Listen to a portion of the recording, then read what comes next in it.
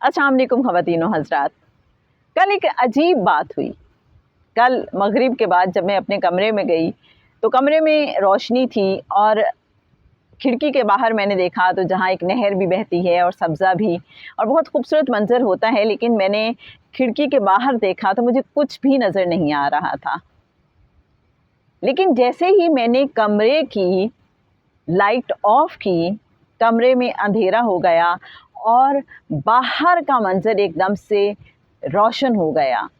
تھوڑی دیر پہلے مجھے کچھ بھی نظر نہیں آ رہا تھا، لیکن جب میں نے کمرے کی لائٹ آف کی تو باہر مجھے سب کچھ نظر آنا شروع ہو گیا، آسمان بھی، درخت بھی، پانی بھی. میں ایک دم سے چونک گئی. مجھے لگا کہ یہ تو بالکل ایسا ہی ہے کہ جیسے اندر کی دنیا دیکھنے کے لیے بعض اوقات باہر کی آنکھ ہمیں بند کرنی پڑتی ہے، شعور کی آنکھ کو بند کرنا پڑتا ہے اگر ہمیں لاشعور میں سفر کرنا ہے. مجھے اس سے یہ سمجھ آئی. لیکن یہ جو لاشعور تک کا سفر ہے یہ کیسے کیا جائے؟ ہم سب کا دل چاہتا ہے ہماری بھی تھرڈ آئی کھل جائے، تیسری آنکھ کھل جائے اور ہمیں بھی وہ جو باطن کی دنیا ہے وہ نظر آنا شروع ہو جائے، کچھ ہماری بھی سیر شروع ہو جائے، ہمیں بھی تو پتہ چلے کہ کیا ہے اس دنیا میں، کیا کیا راز چھپے ہوئے ہیں. اور یہ بھی کہتے ہیں اہل باطن کہ اگر لوح محفوظ آپ پڑھنا چاہتے ہیں تو ضروری ہے کہ آپ غیر جانبدار ہو جائیں. جب تک آپ غیر جانبدار نہیں ہوں گے، نیوٹرل نہیں ہوں گے، تفریق نہیں چھوڑیں گے، تب تک آپ لوح محفوظ کو نہیں پڑھ سکتے جو بھی اس پہ نقش ہے. لیکن سوال یہ پیدا ہوتا ہے، بار بار ہم سوچتے ہیں غیر جانبدار ہونا کیسے ہوا جائے، اندر کی آنکھ کیسے کھولی جائے، اس باطن کا سفر کیسے کیا جائے. شوق تو ہم سب کو بہت ہے، لیکن بعض اوقات راستے کی سمجھ نہیں آتی، اور راستے کی سمجھ آ بھی جائے تو شاید اتنا حوصلہ نہیں پڑتا. اللہ والے کیا بتاتے ہیں اس حوالے سے؟ وہ کہتے ہیں کہ اگر آپ چاہتے ہیں کہ آپ شعور سے لاشعور تک کا سفر طے کر لیں، کیونکہ ہوتا یہ ہے کہ شعور تو ہمارے آس پاس کے جو بھی ہمارے ایکسپیرینس ہیں، ہمارے دوست احباب، فیملی یا معاشرہ، اس کی وجہ سے شعوری طور پہ تو ہماری ٹریننگ ہوتی رہتی ہے. لیکن لاشعور میں انٹر ہونے کے لیے ہمیں نمبر 1 غیر جانبدار ہونا پڑے گا، نمبر 2 ہمیں استغنا سیکھنا ہوگا. استغنا کیا ہے؟ کہ ہر چیز سے بے نیاز ہو جائیں. بے نیاز کیسے ہوں؟ کہ اپنی زندگی میں بھرپور ایفرٹ کرتے جائیں، جو بھی کام ہم کر سکتے ہیں، جس حوالے سے جو ایفرٹ ہم پہ ڈیو ہے وہ میکسیمم ایفرٹ کرتے چلے جائیں، لیکن رزلٹ اللہ پہ چھوڑتے چلے جائیں. جھگڑا نہ کریں. اللہ کی طرف سے ہماری ایفرٹ کے نتیجے میں جو کچھ بھی ہمیں موصول ہو رہا ہے، وصول ہو رہا ہے، اس کو کھلے دل سے قبول کر لیں کہ یہ میرے اللہ کی طرف سے ہے، یہ میرے اللہ نے میرے لیے چوز کیا ہے. جیسے حضرت علی رضی اللہ تعالیٰ عنہ فرمایا کرتے تھے نا کہ جب میری دعا قبول ہو جاتی ہے تو میں خوش ہوتا ہوں کہ میری مرضی پوری ہوئی، اور جب میری دعا قبول نہیں ہوتی تو میں زیادہ خوش ہوتا ہوں کہ میرے اللہ کی مرضی پوری ہوئی ہے. اب یہ دیکھنے کا اپنا اپنا انداز ہے کسی چیز کو. تو جب ہماری ایفرٹس کا نتیجہ ہماری خواہشوں کے برعکس نکلے تو بھی ہم نے کوئی گلا شکوہ نہیں کرنا، اس کو قبول کرنا ہے کہ یہ میرے اللہ نے میرے لیے چوز کیا ہے. پھر تیسری چیز جو بتاتے ہیں اللہ والے، آپ میڈیٹیشن کریں. جب ہم مراقبہ کرتے ہیں تو پھر ہم لاشعور کی دنیا سے متعارف ہونا شروع ہو جاتے ہیں.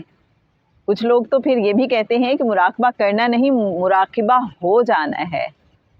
اس کو وہ کہتے ہیں المراقبہ.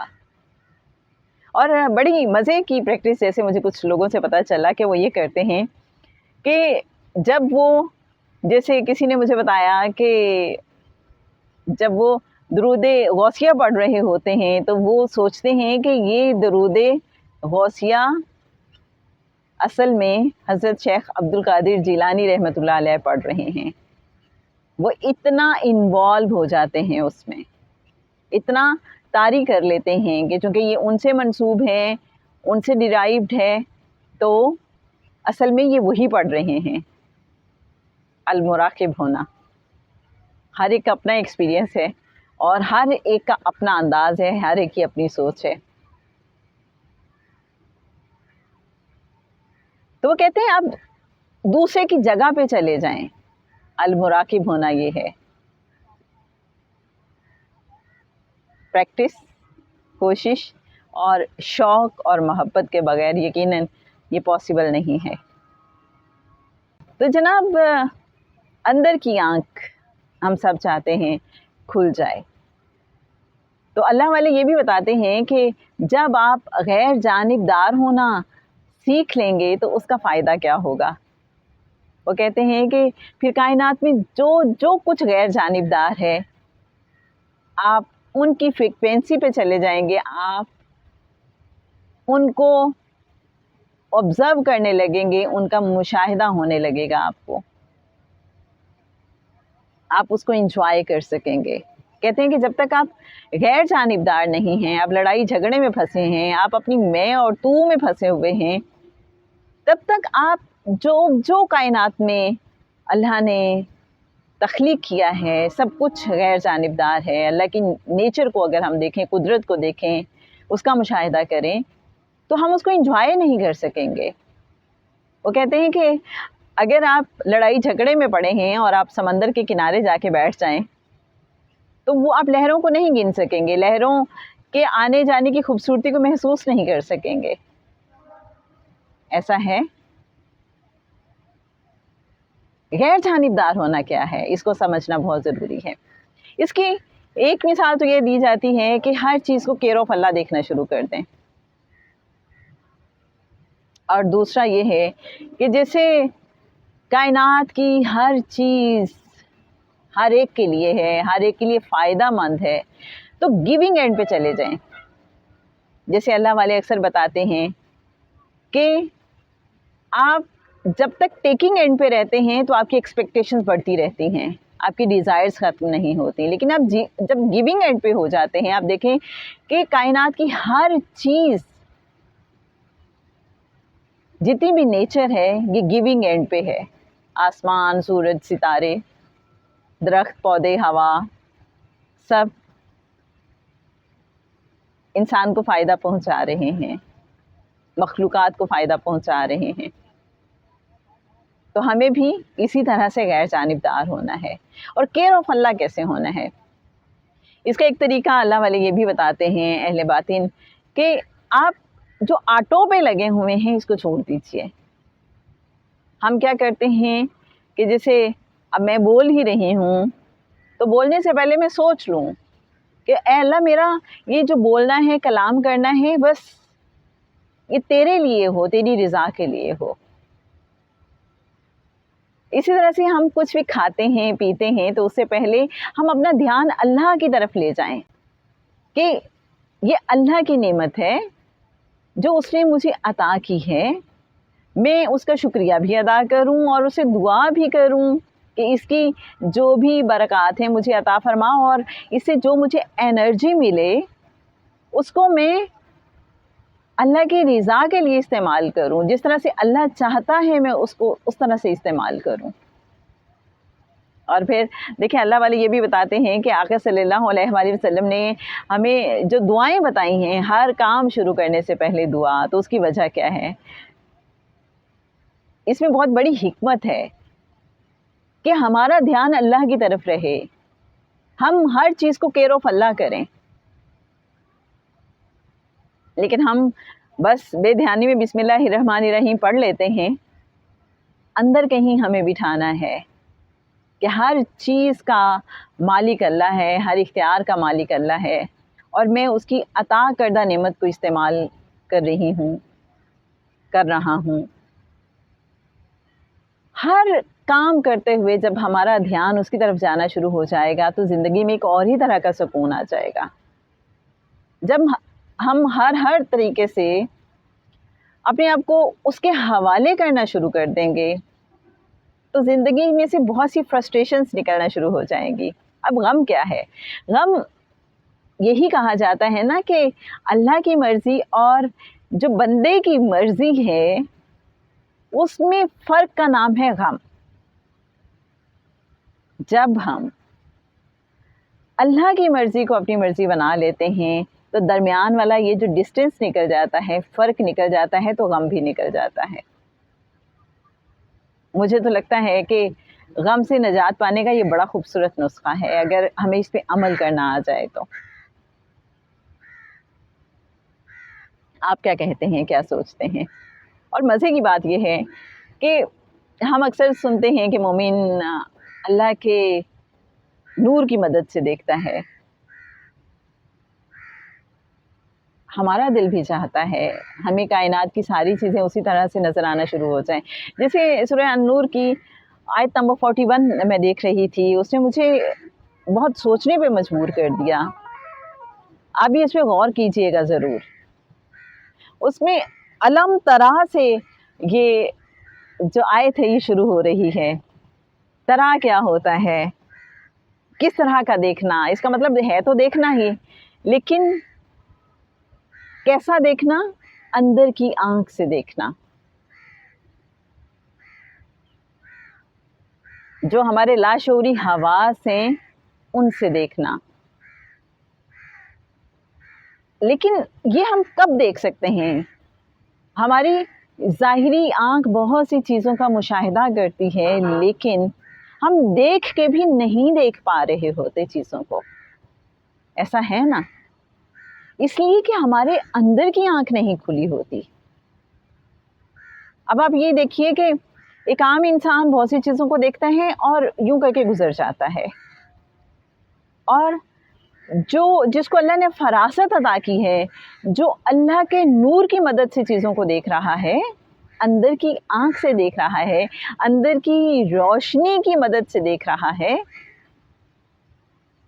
اسے کائنات کا ہر رنگ کس طرح سے نظر آتا ہوگا، مفہوم ہی بدل جاتا ہے. ایسا ہے. اب یہ پرندے ابھی بول رہے ہیں، آواز آ رہی ہے. کائنات کی ہر چیز جو زمین و آسمان میں ہے وہ اللہ کی تسبیح کرتی ہے اور اس کے ساتھ صلات میں ہے. کائنات کی ہر چیز جو بھی زمین و آسمان میں ہے. لیکن کیا میری آنکھ اس کو دیکھ سکتی ہے؟ کیا میں اسے محسوس کر سکتی ہوں؟ شاید اس طرح سے نہیں.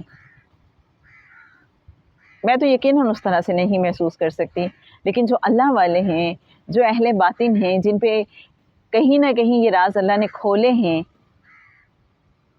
انہیں یہ کائنات بہت اور طرح سے نظر آتی ہے. جب ہر چیز کائنات کی تسبیح کر رہی ہے اور صلات میں ہے، اللہ کے ساتھ متصل ہے، کنیکشن میں ہے، رابطے میں ہے. صلات کا کیا مطلب ہے؟ کنیکشن، رابطہ، اتصال. کبھی ہم نے سوچا اس طرح سے؟ یہ جو درخت ہے میرے سامنے، میں نے کبھی سوچا کہ یہ بھی اللہ کے ساتھ کنیکٹڈ ہیں؟ یہ جو ہوا چل رہی ہے، یہ جو پرندے ہیں، ہر ایک کا اللہ سے اپنا اپنا تعلق ہے، اپنا اپنا کنیکشن ہے، اور ہر ایک تسبیح بیان کر رہی ہے چیز. لیکن مجھے کیوں نہیں نظر آتا؟ اس لیے کہ میرے اندر کی آنکھ نہیں کھلی ہوئی، میرا باطن روشن نہیں ہے. کیونکہ اللہ کہتا ہے علم ترا، کیا نہیں دیکھا تو نے؟ تو بصر کا ورڈ نہیں یوز ہوا، ترا کا ہے. تو ظاہری آنکھ رکھنے والے، محض ظاہری آنکھ رکھنے والے یہ محسوس نہیں کر سکتے. پوری آیت پڑھ کے سناتی ہوں آپ کو. کیا تو نے نہ دیکھا کہ اللہ کی تسبیح بیان کرتے ہیں جو کوئی ہیں آسمانوں زمین میں اور اڑتے پرندے پر کھولے ہوئے؟ ہر ایک نے جان رکھی ہے اپنی طرح کی بندگی اور یاد، اور اللہ کو معلوم ہے جو کچھ کرتے ہیں۔ اللہ تو بے شک ہر چیز جانتا ہے، ہر چیز سے باخبر ہے، لیکن میں سوچ رہی تھی یہ کتنا خوبصورت احساس ہے، کائنات کی ہر شے کو نہ صرف ادراک اور شعور ہے اللہ کا، بلکہ ہر ایک چیز صلات میں ہے اور تسبیح میں ہے۔ اور اگر ہم یہ سب کچھ دیکھنا چاہتے ہیں تو ہمیں اپنے اندر کی آنکھ کھولنی ہوگی، اپنے باطن کا سفر کرنا ہوگا۔ اس کے لیے مراقبہ کریں، نیوٹرل ہو جائیں اور استغنا اپنا لیں، تو شاید یہ سفر کچھ آسان ہو جائے۔